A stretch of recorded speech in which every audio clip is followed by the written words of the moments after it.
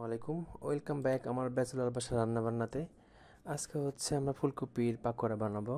সেজন্য পানিতে হচ্ছে কালো জিরা আর কিছু হচ্ছে শুধু জিরা দিচ্ছিলাম, যেগুলা যদি ভাজার পরে দাঁতের নিচে পড়লে অনেক বেশি ভালো লাগে, স্মেলটা অনেক ভালো লাগে। এরপর লবণ দিয়ে পানিটাকে মিক্স করে নিলাম। এরপর বেসন দিলাম, বেসন আর হালকা ময়দা দিয়ে হচ্ছে এটা ভাজা ভাজা করেছিলাম।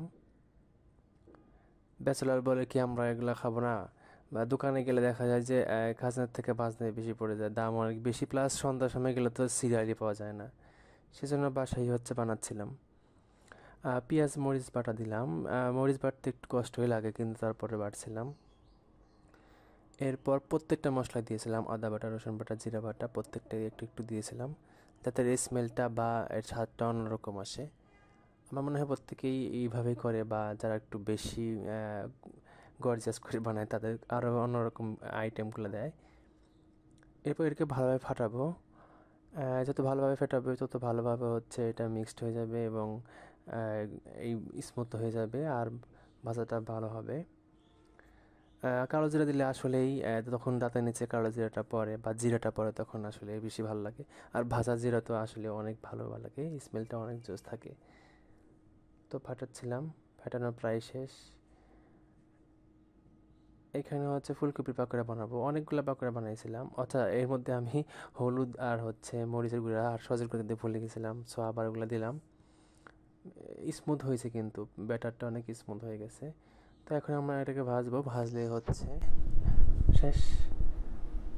তেল গরম দিয়ে দিয়েছিলাম, এরপরে হচ্ছে ছেড়ে দিলাম। গরম গরম তেলের মধ্যে দিলে হচ্ছে এটা তাড়াতাড়ি ভাজা হয়। একদম যে বা খারাপ হয়েছে তা না, অনেক ভালো হয়েছে খাইতে এটা। প্রত্যেকে বলছে না ঠিক আছে, এটা ভালো হয়েছে, লবণ ঝাল সব কিছু একদম পারফেক্ট ছিল। আমি তো এটা ভাত দিয়ে খাই, প্লাস মুড়ি দিয়ে মাখায় খাই। আসলে চেষ্টা করলে সবই পারা যায়।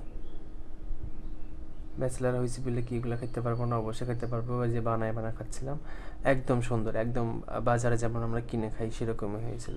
এর সাথে আমার অনেক কিছু ছিল, পেঁয়াজও ছিল, তারপরে হচ্ছে বেগুনি করা হয়েছিল, মরিচ ছিল, মরিচ অনেক মজার ছিল।